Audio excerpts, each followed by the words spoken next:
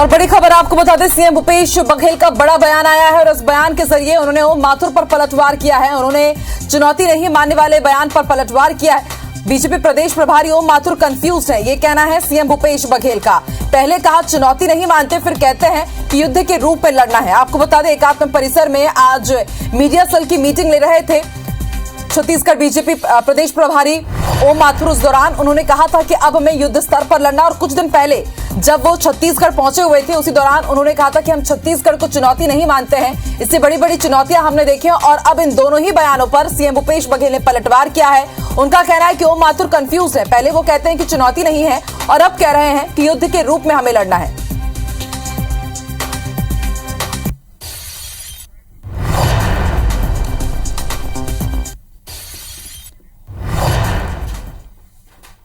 पहली बात तो यह है कि ओम माथुर जी कंफ्यूज्ड है। यदि दोनों तीनों बयान को देखेंगे तो ये स्पष्ट हो जाता है कंफ्यूज्ड है। एक तरफ बोलते चुनौती नहीं, दूसरा बोलते युद्ध की तरह लड़ना है। तो जब चुनौती नहीं तो युद्ध की तरह क्यों लड़ोगे? इसका मतलब ये है कि राहुल गांधी जी के अब जो कद है वो इतना बड़ा हो गया, ओम माथुर या भारतीय जनता पार्टी छुट भैया कुछ बोलेंगे तो लोग उसको विश्वास नहीं करेंगे।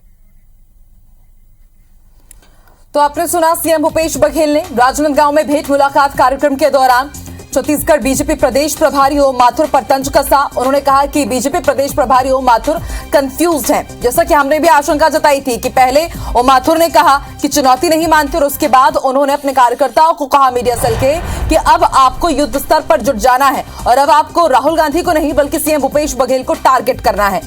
तो अब उनके इस बयान पर सीएम भूपेश बघेल ने पलटवार किया है और यह कहा है कि ओम माथुर कंफ्यूज्ड है, टोटल कंफ्यूज्ड है।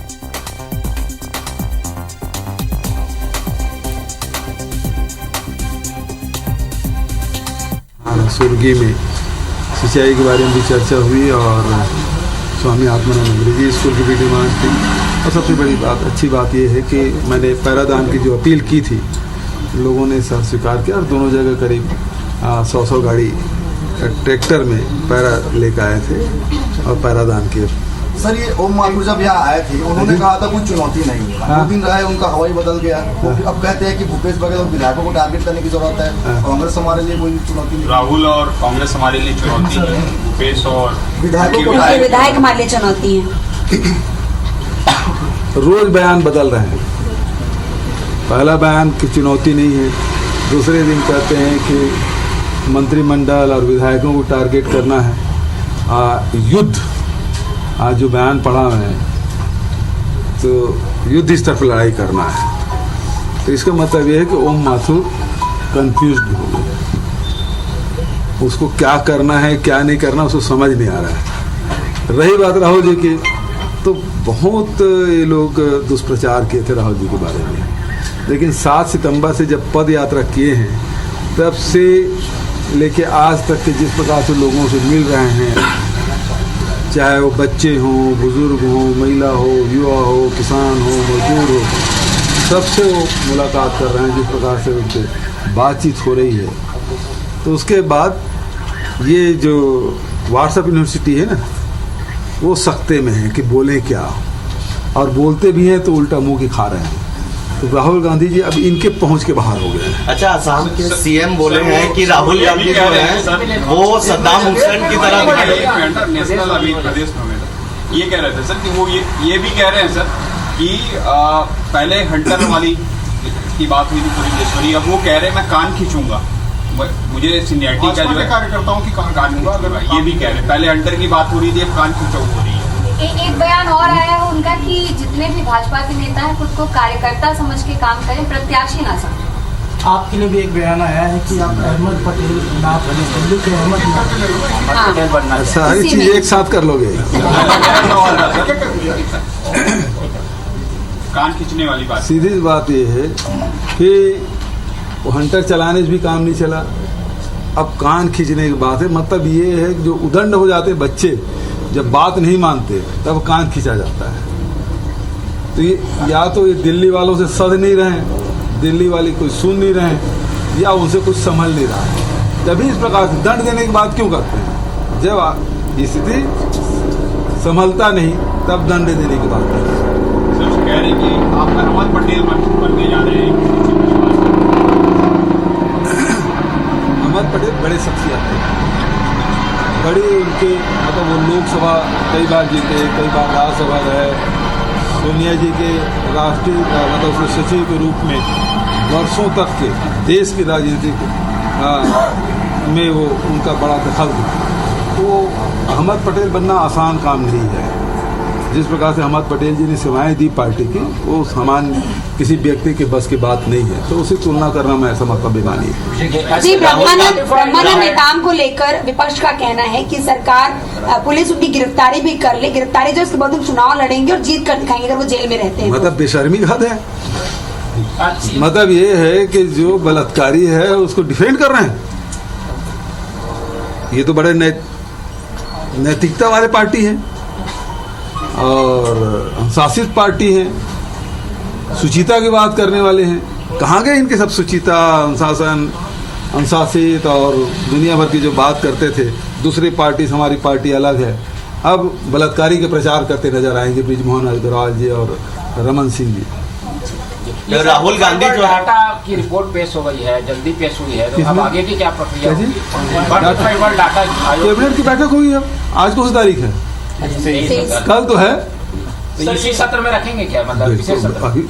कल कैबिनेट की बैठक होने दीजिए, थोड़ा सा इंतजार करिए मोहन जी, इतना बेसब्रा बनना ठीक नहीं। सर राहुल गांधी जो है वो पहले बात आप परिचय दो। सर अभिषेक सिंह ANI से। अच्छा ANI से, जी जी जी सर पहले ETV में थे सर। अच्छा सर राहुल गांधी जो है वो सद्दाम हुसैन टाइप दिखने लग गए हैं, ऐसा आसाम के CM का कहना है।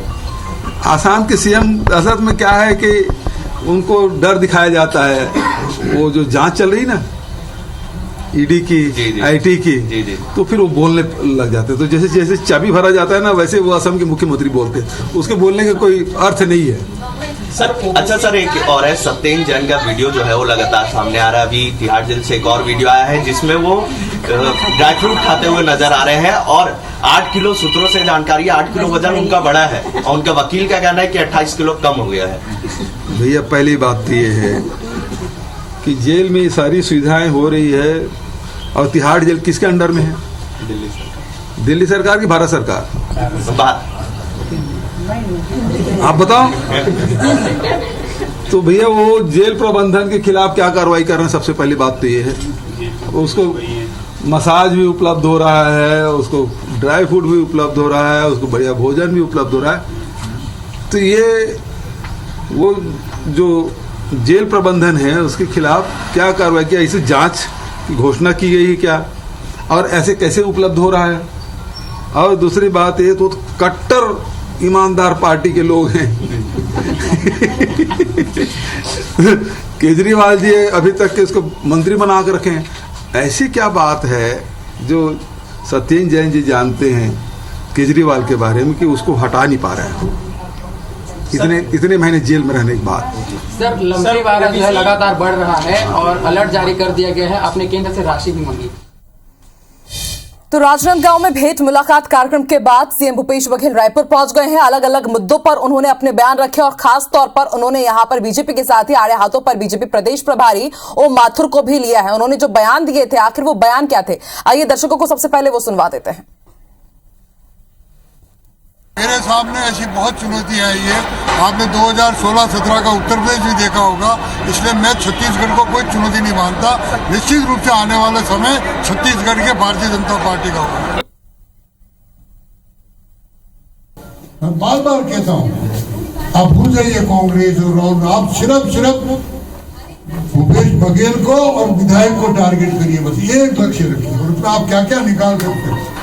हाँ, निकालने से पहले, विषय आने से पहले सीनियर लोगों से बैठ के चर्चा करना, बात करना, इस विषय में आया, ऐसा बोले।